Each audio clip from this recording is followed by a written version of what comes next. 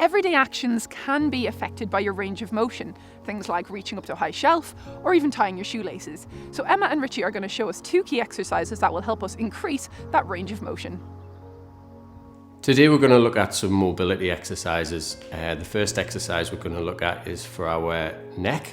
A lot of people find that they get a lot of stiffness and pain around this area, so this is something that you should be trying to do daily if you can. Alright, so first of all, either standing or in a seated position. If you're in a standing position, I want you to stand feet shoulder width apart, standing up nice and tall.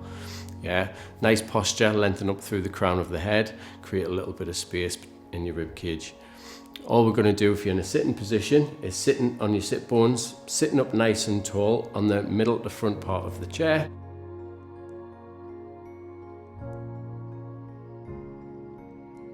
And then for the exercise itself, trying to keep these shoulders nice and still, and we're going to turn our heads off to the right hand side.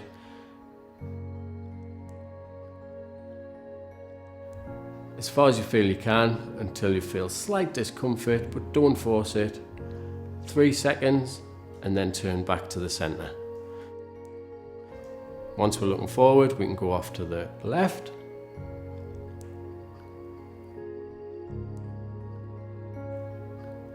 Again, we're going to hold for 3 seconds before returning to the center. You want to aim to try and do this maybe 5 to 8 times to the left and 5 to 8 times to the right. Again, don't force the exercise, but make sure you push it enough so you can feel it. So the next exercise we're going to look at is a spine twist.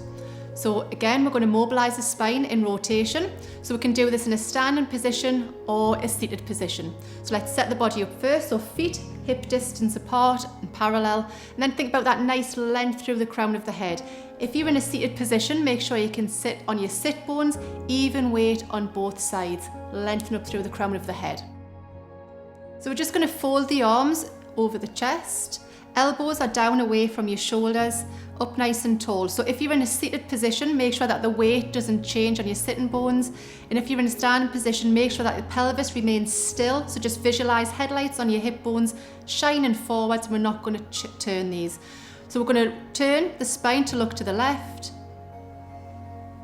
and then return back through to center, and then rotate in the opposite side. And then back through center again. So as we do this, the eyes move first, then the chest, then the spine, and then return. We'll do one more on the opposite side. So you are going to aim to do 10 of these. Back to center, float the arms down and relax. So mobilising the upper body is really important, and it can help with everyday tasks such as looking over your shoulder. So remember to do these exercises little and often during the day.